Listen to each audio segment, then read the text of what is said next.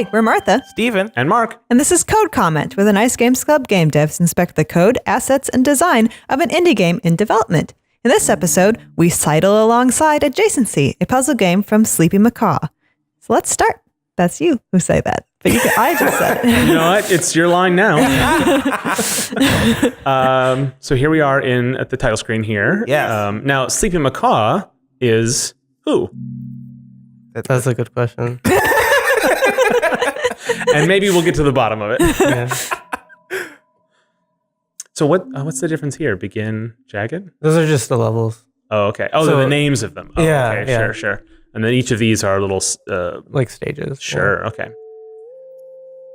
So, for fans of the show, I think we've probably talked about this before, but we've... I did it, guys. Nice!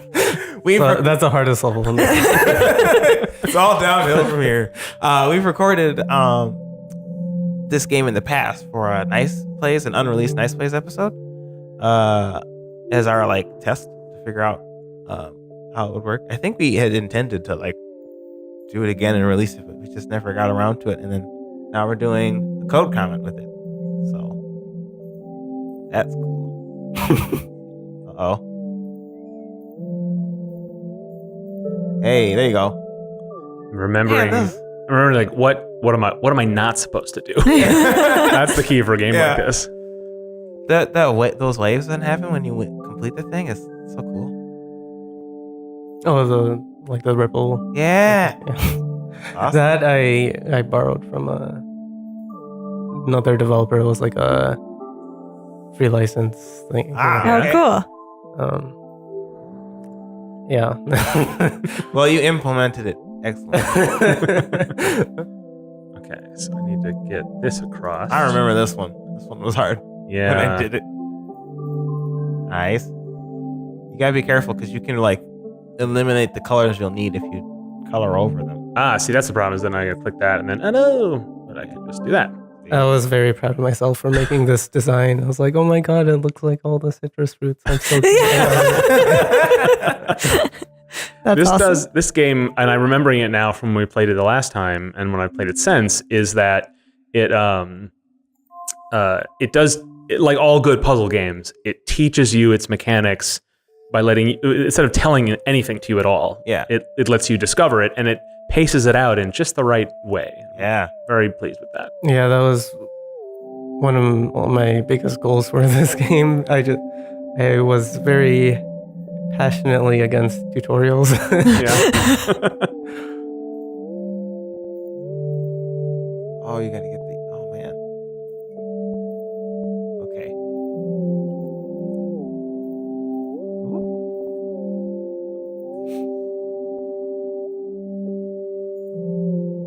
I get kind of nervous because I'm like, don't lose any of your colors, Mark.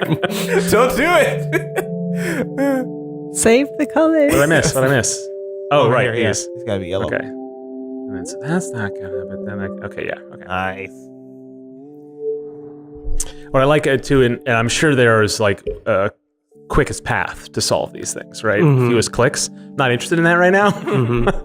But that's what's nice. It has that extra level. You can just get through it and do it, or you can really, what are the Rubik's Cube kind of moves, right? Yeah. That's kind of, so that at the top you can see I got a that blue. thing that says par, and so that basically keeps track of how efficient you are, but that made a lot of people nervous and they're like, I just want to Oh, if I click either of these. relax and not see how bad I'm doing. So you only see it if you choose to click that. Yeah. Oh, that's cool. And it's real clever too because it's just par. Do you want it? Yeah.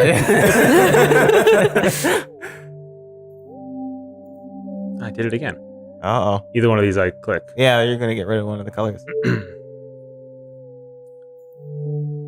This was one of the very first levels I created. Oh, really? Yeah. It does look like the logo in the beginning. Yeah.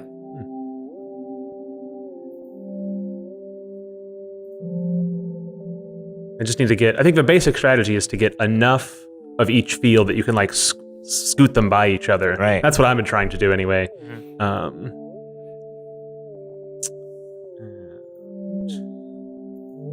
It's funny because these just sort of like just retake the whole area, so kind of you end up clicking the same thing over and over again. Yeah. If you're not being like deliberate about it, which I'm not. See, now I've messed it up again. I need to move this away before, so like maybe I just need to worry about one at a time. Got you back again. Now I'm back to first. All right. Well, I'm giving up now, and we can take a look back at how it was all built and the wonderful techniques used to flummox me just now. So here we are in Unity, where this was built. Yes, Unity 5.5. Blast from the past.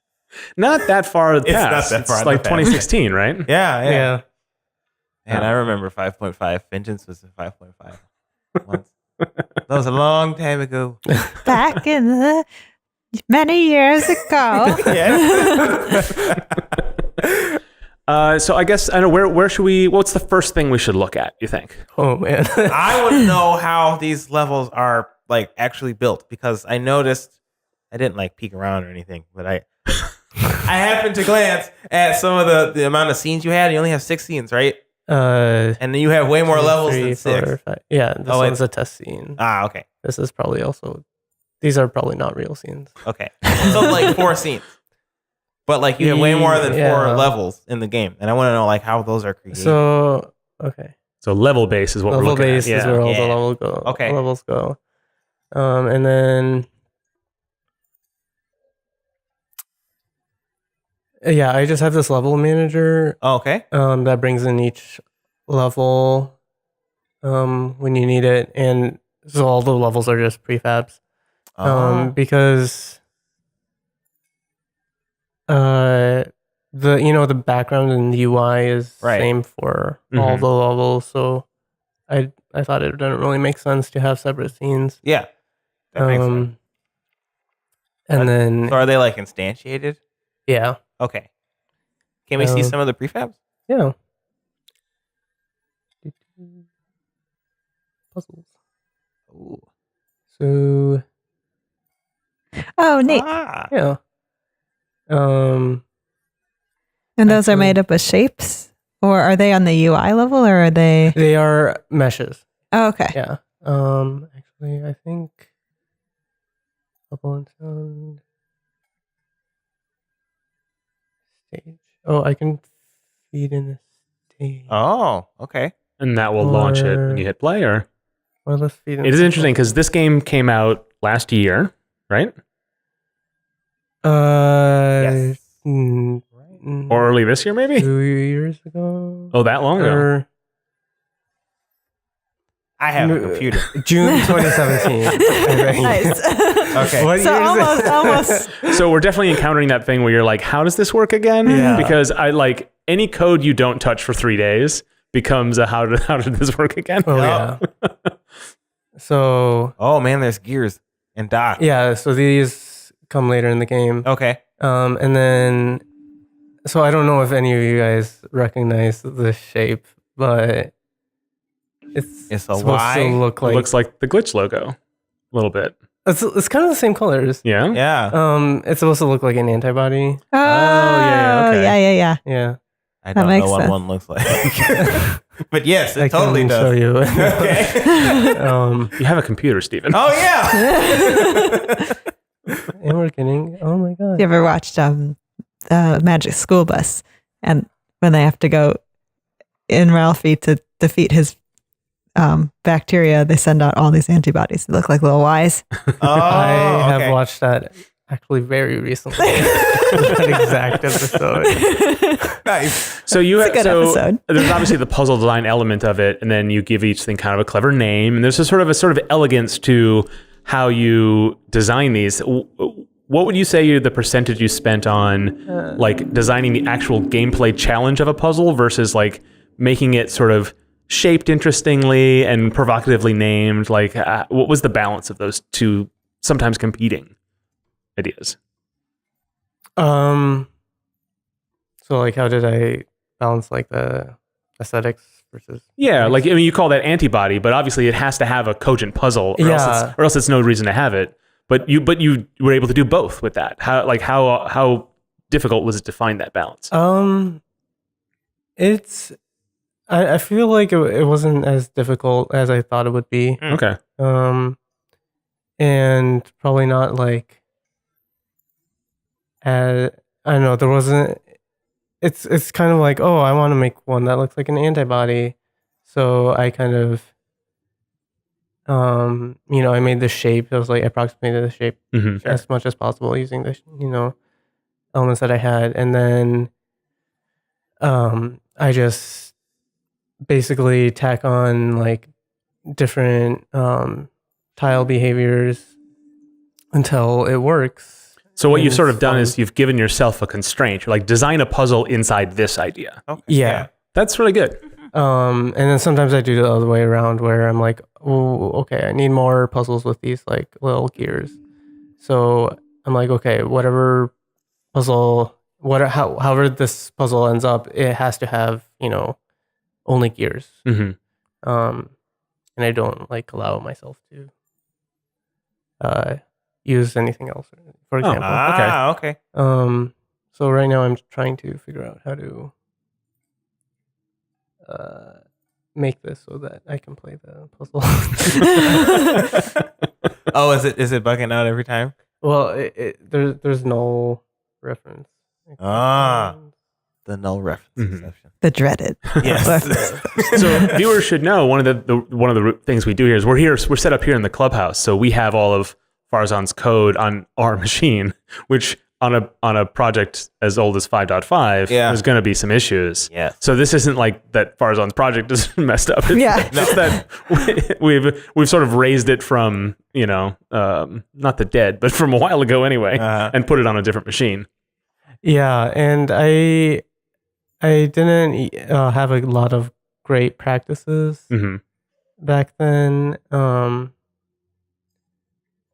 Like it hung together, but just Like, so. yeah, I didn't really make it so that I could start the game from the scene, Yeah. which would have okay. been nice if I did.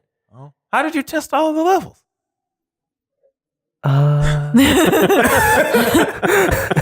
Well, you have a thing that I think we couldn't figure out how to get to work, but that was it like a debug menu? Yeah, so it's basically just keyboard shortcuts, Okay. and I would unlock all the levels and go from the menu. Oh, okay. Um, Oh, and you would just like design the levels here though, Here, in the base, let me and then just just- get to it. And then you'd load up the menu and then sort of zip to them. Sure. So does each little, like the gear ones, do they have a script that is attached to them, or how do they know what their behavior is? yeah. So, all the tile I use like inheritance for all the tiles. Oh, cool. Let me see if I can. Yeah, I had very long scripts, That's okay. which like now I see this and I'm just like, my brain is screaming. But There's always a balance you have to strike with Unity scripts. It's either too long or too short. Yeah, There's way too and- many. Oh of them. yeah. I didn't like, obviously the tile script was one of the first scripts I made. Right.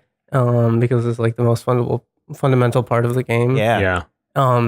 And so that's when I had the least experience and wisdom. And I just made this gigantic script to, Oh, yeah, that's big. to describe a very simple little object. And I didn't really understand that like I should separate editor stuff. Oh, you put them from- in the script? Yeah, Oh. I put it all in this. Oh. I was like, oh well, I need like functions to like put the tiles together. yeah. Oh, and then so I just put them all in this tile script and had conditional. Oh, okay. Mhm. So, for those unfamiliar with how Unity works, Unity has you can make editor scripts, and you're supposed to keep them. You're normally supposed to keep them separate from your regular programming scripts, and that allows you to like make tools and stuff for Unity specifically. Like if you wanted to, I don't know, make a window that could like show pictures of your levels or something like that, you could do that. Mhm. But they are like in your script, I guess, and you have, what are those called? if else. What are they? Oh, like the compiler architecture. Compiler. Pre-processor, whatever. Yeah. You have those in there to prevent Unity from freaking out because you have editor scripts in the same place as a regular script. Yeah. I mean, that works. Yeah, it's a very like it presents itself as a really clean do this here, do this there. Mhm. But when the rubber meets the road, it gets pretty mixed up. Yeah.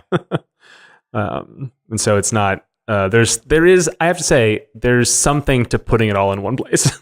Yeah. Like yeah. I wouldn't call that. I mean, you might not want to make that again if you had another chance, but like that alone isn't a terrible architectural structure all the time. Definitely not. Yeah, I think I've like developed a very different Yeah, your style's right different now. Yeah. where I try to compartmentalize everything and I try to keep my scripts like with the goal of like 100 lines max. Yeah. And I'm like very about trying to keep things clean. Yeah. Yeah, the nice thing about Unity is like if you want a script for a particular purpose, you can just make one real quick, put it in there instead of having to have a bunch of giant scripts.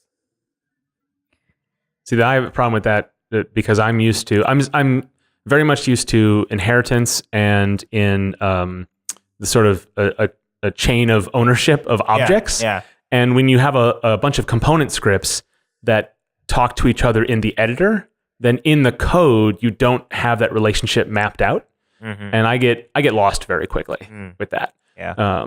Because it's there's so much communication between the editor, the inspector, and your own code, as well as the library code and the engine code. Yeah. And the more of that happens in between those barriers, the less of it you can keep in your head, or you can easily access, rather. Right. Um, I'm enjoying this live debugging that we're doing. I know. It's pretty great. So can you walk us through what you're trying to do?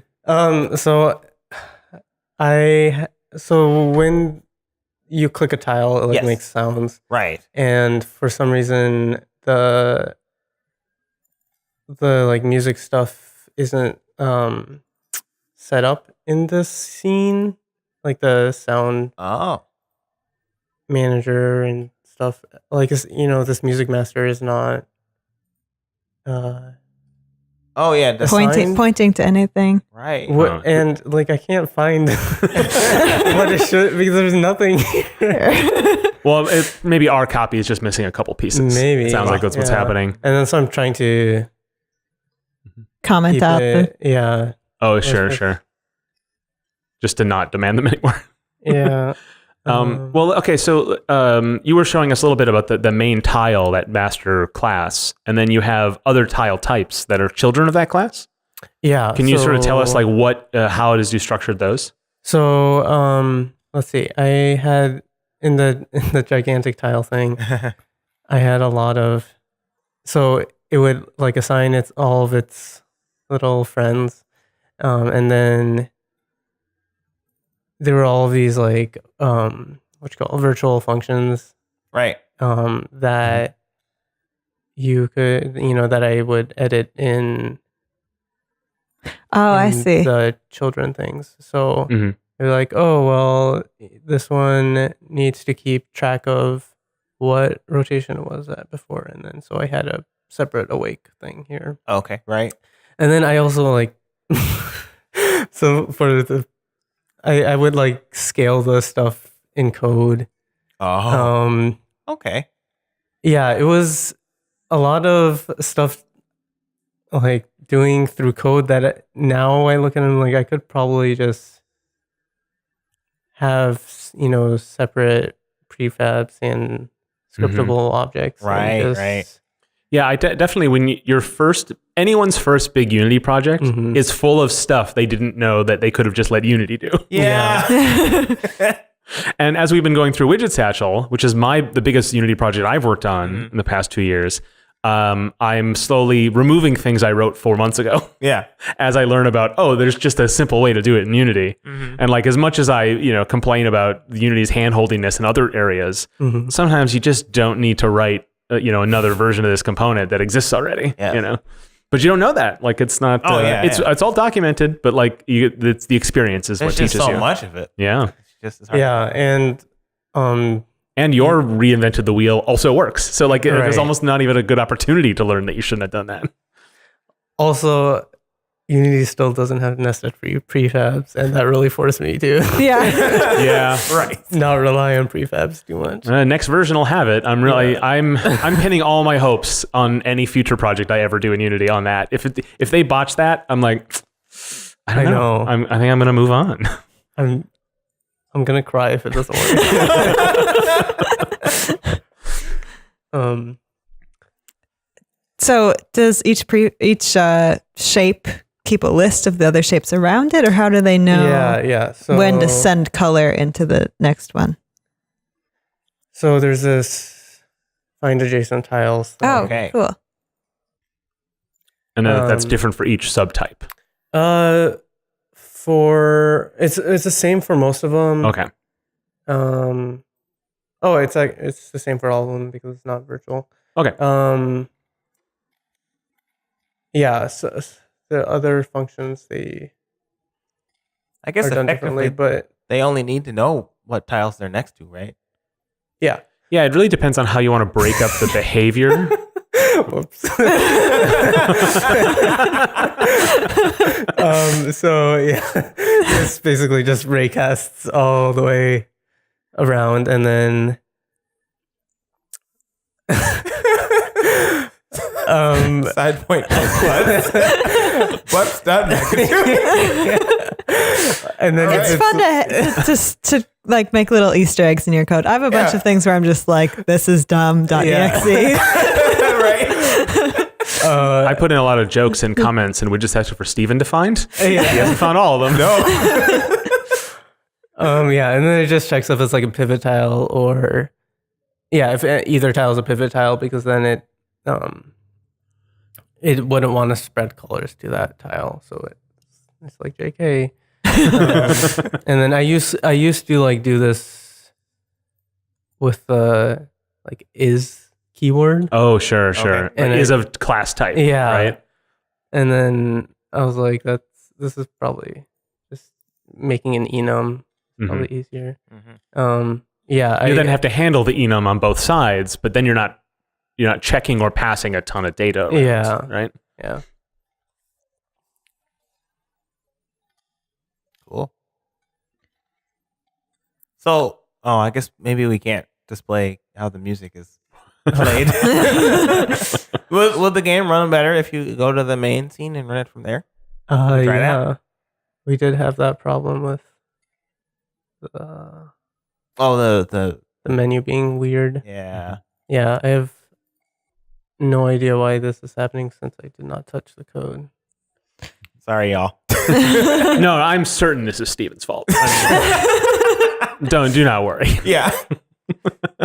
But it's illustrative because like how fragile a lot of projects can be, and certainly like once you've stepped away from it for a while, like how much of it is in your head at one time. Like if you were asked to rewrite something that you wrote last year, It'd be so different. it wouldn't even be just differently architectured. There'd be so much different about Right, it. yeah.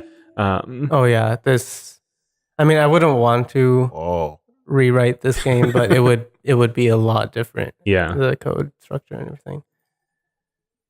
Oh, snap. Yeah.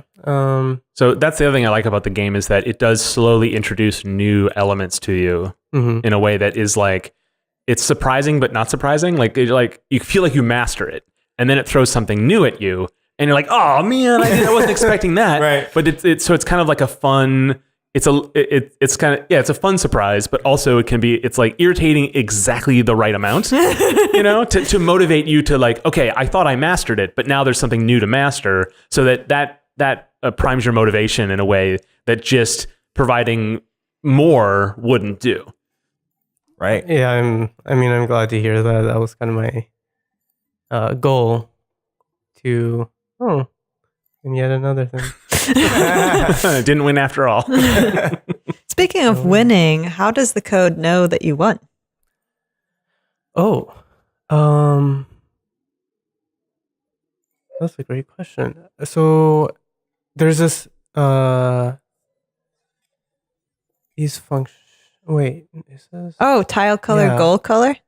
Yeah, so there's this function current goal state, and it would just check if the tile color is the same as the goal color, and then it would report it Okay. every time.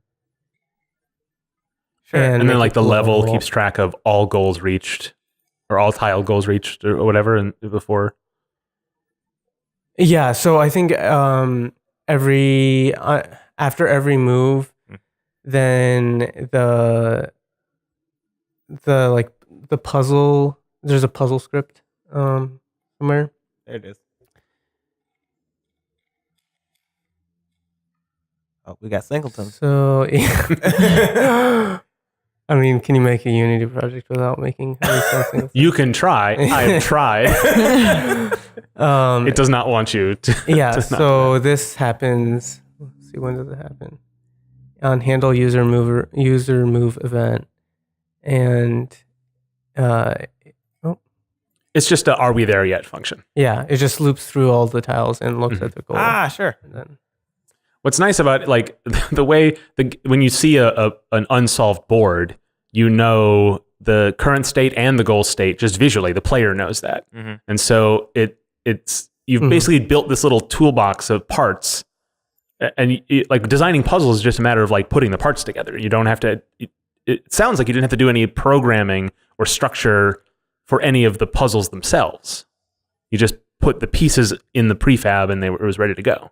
Is that right? if I understand you correctly, yeah. I mean, I had to like program functions to like tools to actually put them together. Sure. Right. Because like I couldn't just drag and drop the tiles. Oh yeah. Because they have to be a specific length and stuff. So I would have functions to like snap them together and stuff, and like kind of set up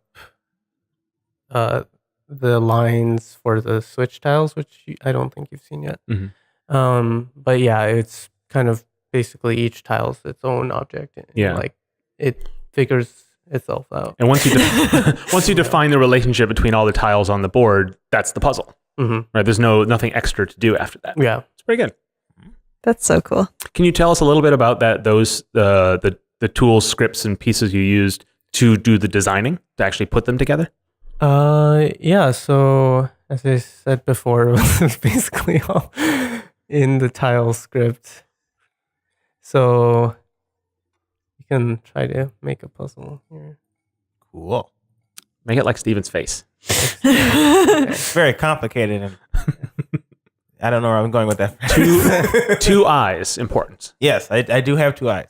So I have two go nostrils. down to tile. We don't need your life story, Steven.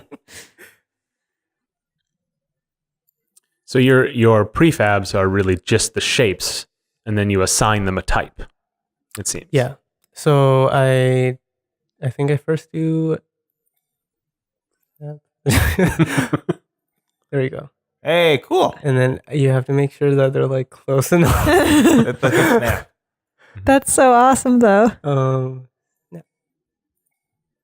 That's really interesting. Like my instinct would be to have something that's running all the time, but really you lay them out on the table, and then you know what it looks like. Right. It doesn't need to be perfect, and then you just hit a button to adjust them to make it Yeah. perfect. Yeah. That's less of a heavy solution as well. That's pretty good. It's like it's efficient. And then I'm like, okay, this is red.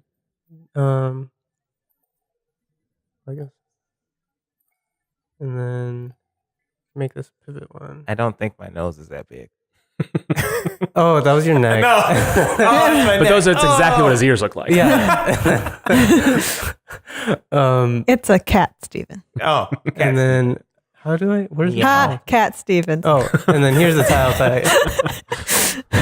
That's if two of you are standing next to each other. Here's the tile type. There you go. Mhm. Oh yeah, I had this weird. So I had to. Like it changes the script that's attached.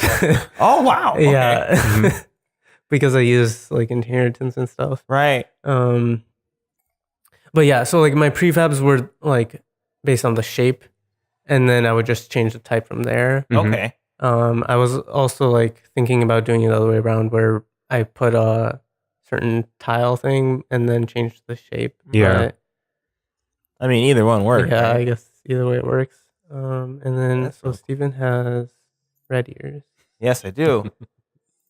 You would know because you've never seen me in footage. Yeah. Good. And then once you have everything laid out the way you want it, then you just highlight them all and turn that into a prefab. Yep. Okay. After lots of testing. Right.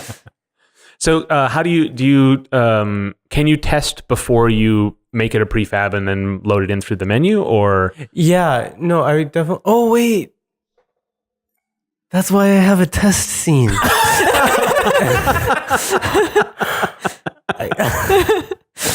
We've discovered something, I think. Oh, here's the puzzle. Hey. Let's see if we're. So the test scene is explicitly meant just to take raw shapes and make them playable. Okay, that's okay. That was the culprit. Okay. Also, here is something I was experimenting with. Okay. You know the pool object things that squirt out colors in them. Yeah, I was like, oh, maybe I can make them like this, but I decided not to. So I think this is actually one of my actual puzzles. This one's called Eleanor RGBY because I'm super witty and. It's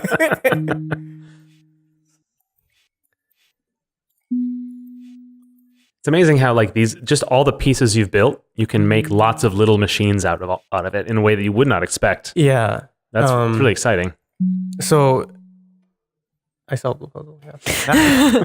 So yeah, it was like I feel like a lot of people when like playtesting and stuff, they've assumed that I just like had these ideas for these specific puzzles in my head and I just made them. But no, it was like a lot of just stupid like, oh, maybe this will work. Oh, well, maybe this will work, and it's a lot less. I don't know. Like more iteration than people will expect, right? Yeah, it's not as like sexy as you might think it is. If like when you're playing the game, you're like, oh wow, this puzzle's really tough. He must have, You must be diabolical. Yeah, no, I would like sometimes just a lot of times I wouldn't have any idea if a puzzle was solvable before playing it myself. And I would just like make it and then I play it and I'd be like, okay, I'm not solving this, but like I think it's solvable. And I would just play it for a really long time and then I would finally solve it. And I was like, oh my God, was that a bug or did I actually solve that? So right, the one thing you don't have is any kind of algorithmic like possibility space generator, or which something. I tried to make. Yeah, I like with my friend, we worked really hard on this AI solver thing that would work generically across all the puzzles, and it almost worked. It would like work on some puzzles but not others, and we couldn't figure out why. Right, so you couldn't trust the results it would give you.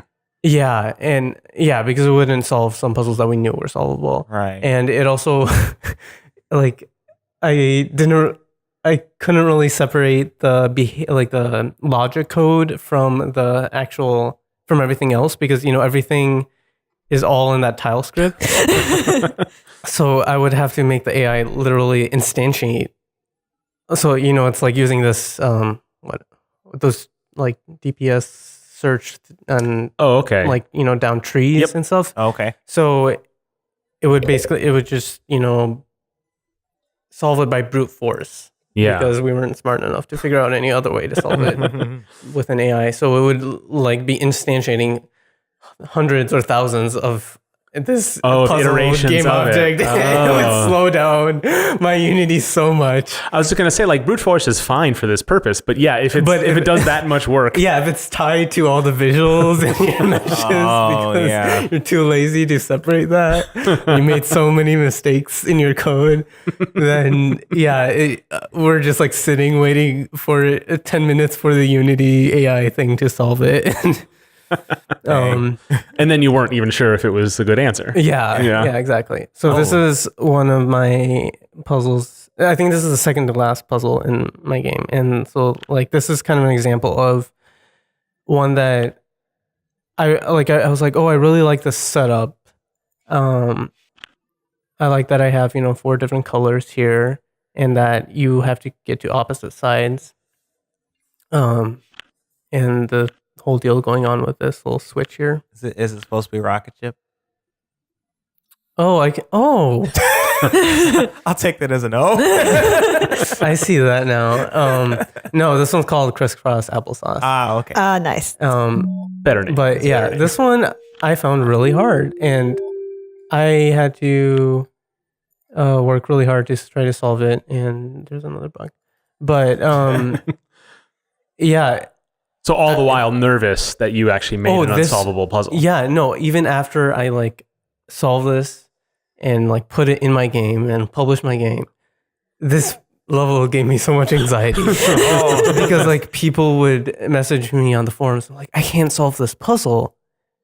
It's like, I don't think there's a solution. And be like, oh my God, maybe there's not a solution. And I go back and I have to solve it again. Prove to myself. Second guess yourself. That there wasn't like some weird bug before. What you need to have is you need to solve it, but then also exhaustively document it solving. So you can just, if anyone complains, you can be like, here. Right. And like, you can't see the par number in the scene, but the par used to be, I think, like 37, but it's really much lower. And so I had to change that once I found out a much better solution. But yeah, like the par number is not supposed to be the best solution. It's just what I could do. Yeah. Because... Right, that's why it's not best, it's par. Yeah, it's par. Yeah, and I couldn't make an AI to find out the best solution. So I was like, well, I'll just do what I can do. And if other people can solve it lower, good for them. But I won't put that as the thing. I'll just, I'll make the challenge to beat me. Yeah. Right. And I thought... which is great because then there will be people who there'll be some that they get way over par because they can't manage. But a few, they get under par. Yeah, so a lot of people, they beat par and I kind of like that. It's like a more realistic challenge, and I even like write it in the like achievement for Steam. When it pops up that it says like beat the dev, and they know that these are my numbers. These aren't like some magical like best number. Yeah. What I like is that's part of, you say that in the achievement. So it's part of this extra textual message that it's the dev score, and so it's like information to uncover for the player as well. Yeah, which is kind of cool. Yeah. Nice. Speaking of Steam, and implementation, how do you like implement those achievements and such? So I use the Steamworks.net plugin. That's a third-party Unity implementation of the Steamworks SDK. All right. Yeah. It's pretty well supported. I think almost everybody uses it. Yeah, and I've now found a different implementation that looks pretty cool. That's more like C#y, but yeah, this one is very popular, and the developer is very helpful. So. Yeah, it's not actually that difficult. It's just for each achievement. Let's see. I had a different method for each achievement. Okay. I've heard horror stories about Steam implementation. Well, all I did for Steam was the achievements. Oh, okay. So I probably haven't had to do as much as other people Sure. like with multiplayer or whatever. Mhm. Yeah. Yeah, there's so much more now, and unlike other type of platform integrations, it has like a somewhat different philosophy because the PC games are so different, Mhm. and it expects your version of that game to run on Steam or not run on Steam. So it's like it can be tricky. But for achievements, I have heard good things about implementing Steam achievements. Yeah. Okay. Yeah, I mean, like for the Beat the Dev one, for example, it's just If beat dev, yeah, if Beat Dev, Return. You did it. I like how it says report achievement. Wow. Wow. Wow. yeah. So I also use I made my achievements part of the Unity analytics messages that I get that I That's never cool. actually look at or care about right now, but it's a good use of that system. Yeah. You have the data if you want it. yeah. So and each achievement is just a scriptable so the achievements list is a scriptable object, and okay. each achievement is just an ID which you feed into Steam, Oh. and then the name and the description, which you don't actually need to send to Steam because that's done on like the Steamworks Right, they have it as part website of the online. backend. Yeah. Oh, okay. Which means But- it actually is separate from your game. Yeah, it's totally separate. Yeah. And you can use the preprocessor stuff to see if this is a Steam build or not, and choose to send those to Unity. And so these were just kind of for analytics and my own stuff. Sure. I would feed it to the console and stuff. But yeah, it's actually really simple. Okay. Well, awesome. Although I would spend lots of time trying to figure out how to make the achievements appear like while I was playing it, and each time it was because like I wasn't logged into Steam. Oh. Yeah. And yeah, I would never learn from that mistake.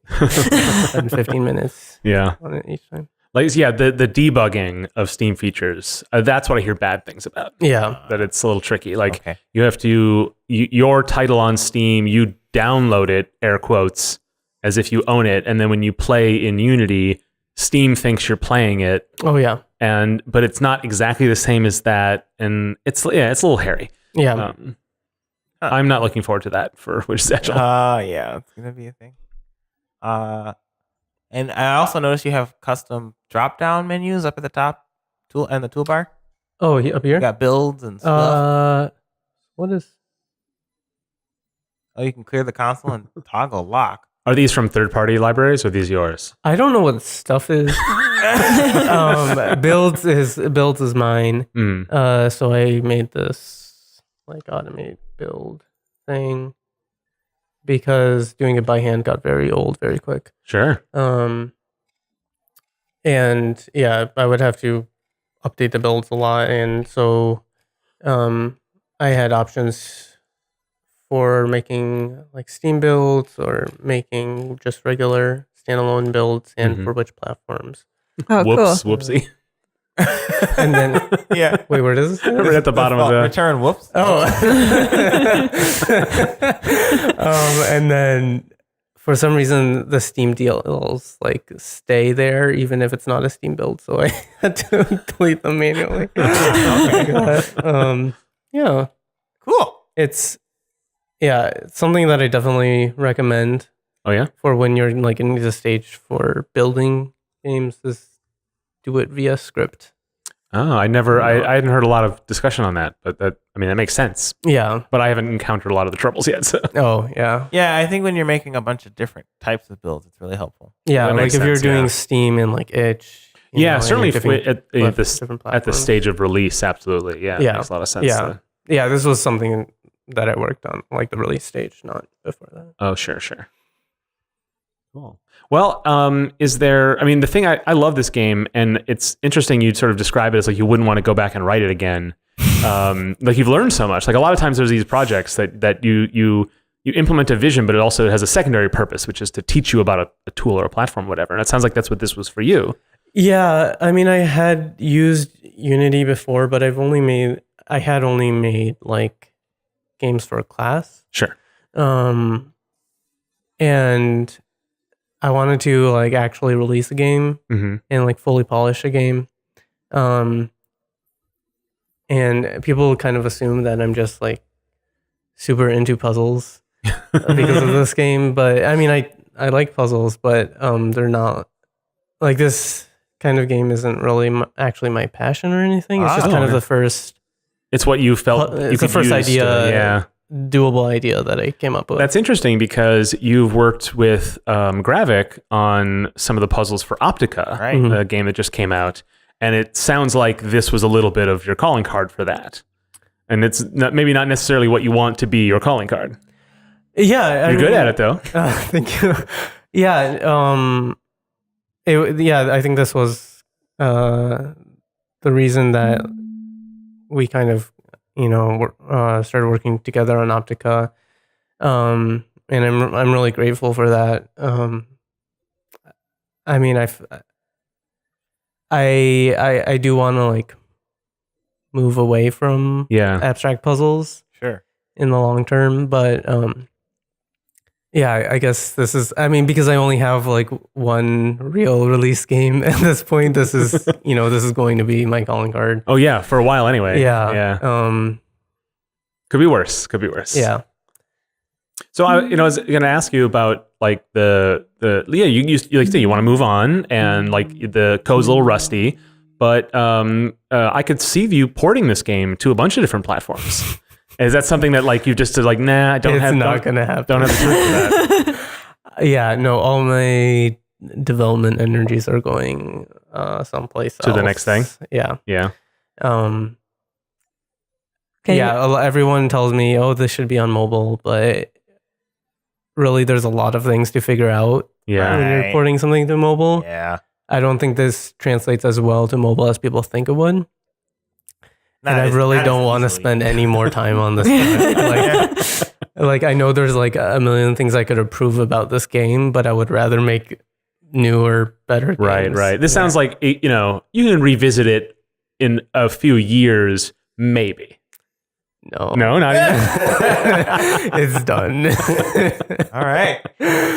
Yeah, no, I'm really glad that I worked on it and made it and finished it. Mm-hmm. It really taught me a lot. And like I felt like I was able to make like all of my mistakes in this game, Mhm. and I kind of want to leave my mistakes there. That makes sense. It's a good way to put it. Yeah. Yeah. So you can play the finished, completed, Yeah. never to be touched again. The definitive adjacency Yeah. is available now. It's on. I do edit it like when there's a serious bug that sure. people tell me about. But Well, yeah, there's because besides that, you're identifying the difference between like labor and creative energy, yeah. right? Yeah, like I want to give people a game that works. I don't want to take their money and give them something that doesn't even start up. Right. But Yeah. like, I'm not gonna make Adjacency 2. Yeah. It's no. Well, hopefully there'll be a player out there who is inspired, and maybe they can make the spiritual successor one day. Sure. I mean, They can drop you a line, and you can be like, "I've moved on, kid." yeah. I mean, it's actually kind of surprising how into like it that people have. Some people are someone. So somehow I think because of a bug with I don't know which tile, but there's a bug with the move counter, Mhm. and so when I had released it, I like measured my own par using the move counter, but it wasn't counting it correctly for like the specific tile arrangement. Mm-hmm. And then, so I had an incorrect par on one of my puzzles, and Yeah. then someone like noticed that and was like, "Wait, I cannot solve this at par." And so to prove it, they like wrote an AI algorithm. Oh wow! And that could not solve it below par, Yeah. and like send that to me online. Like, hey, I think you have a bug. I was like, oh wow, this is way like much work than I Seems would like they could have just said, "Hey, check for this, please." And Yeah. be like, I'll check. Be right back. I was very impressed. Yeah, and like it was cool. Like when I first released it, like I would watch videos online of like some French girl playing it, and it's like, oh well, it's nice to know that people randomly over the world are playing it, even if it's not like a whole lot of people. Yeah. It's just, yeah, people that I didn't even know existed were playing out there, and that was just a nice feeling. Well, it sounds like you had modest goals for the game, and it went a little bit past that. Like it met your goals and a little bit more, but you don't have any further goals. Yeah, I guess I didn't really know what to expect with, like in terms of like how successful, like quote unquote successful it would be. And my goal was more to just get it published and not a total flop, and it wasn't a total flop. And yeah, and I definitely don't have more goals with it. But yeah, I was like, I honestly didn't know even like what order of magnitude to expect in the sales. Like, is one person going to buy it? Is 10, 100,000? Like, I didn't know. And then, so yeah, it was just like a lot of, like I clicked release on, the Steam page. And then I just like refreshed the page continuously. I was like, no one's bought it yet. No one's bought it yet. Is there something wrong? Yeah. So, yeah. It was not like I didn't have high goals, but like I didn't know if. Or you didn't know what to expect. Yeah. Yeah. Right. It wasn't that I was expecting it to fail, but yeah. Interesting. Well, I mean, I'm one of the people who's just I'm very excited about it, and I'm glad you made it. It is interesting to hear that it's not really your passion, because you could make it, but and that's kind of interesting. I find that I just find it totally fascinating that like you stumble onto this really cool idea, this excellent implementation, and it, like you talk about, you don't want to revisit that code. The game runs really smoothly. Like it is very polished. Like but it's definitive, and that's great. And then you're ready to move on to the next thing. So what's the next thing? Oh, so I am working on a new game that's still in very early stages. We're just experimenting with mechanics right now, but it's going to be 3D, first person game, and it's kind of the idea in mind right now is like a K-12 educational experience for monkeys. So the idea of the game is to have the player behave like a monkey. And so for that, I am implementing some voice mechanics. Oh. And yeah, so like right now I'm working on juggling and like throwing fruit around. But yeah, I have lots of plans for that game, with basically just exploring a lot of different activities with these novel mechanics that I created. And I don't want to, not really like satirical, but maybe a little satirical, or just not satirical. Just I want to embrace absurdity. Oh, sure. And just kind of having this school experience make the player feel really silly. Nice. That's my top goal with the game, is make the player feel really silly. Nice. Yeah, and like that is a game that I am very passionate about. Yeah, like with this game, it was more of the fact that I was like making a game, and that it was like I was able to like create, like things in my head, and just that experience was fun. But like this one, I feel like the one that I'm working on right now, I feel like is really unique and a lot more ambitious, and it's embracing absurdity, which Yeah. I am a fan of. And so Nice. it's a reflection more of your what you want to do as an artist. Is this new project? Yeah, one aspect of what I want to do. That's cool. Awesome. Well, if viewer, if Adjacency looks great to you, you should buy it. And if this a School Monkey game sounds awesome, buy Adjacency to help fund it. Yeah. Yeah. It's available on Steam now. Yes, and also Itch that I own. Also Itch, that's right. Yep. And Farzan, where else can people find you? Oh, I'm on Twitter at Sleepy Macaw. Mhm. Yeah, that's pretty much it. Okay. Well, we'll put that in the show notes, of course. Thanks for watching. Code Comment is just one part of our game dev program, Nice Games Club, which, if you're nice, you can subscribe to on YouTube as well as wherever you get your podcasts. Be sure to follow us on Twitter and all the other things at Nice Games Club. And if you want to know more about the show, your nice hosts, your nice guests, you can do that at nicegames.club. So until we start again, remember to Play nice. And make nice.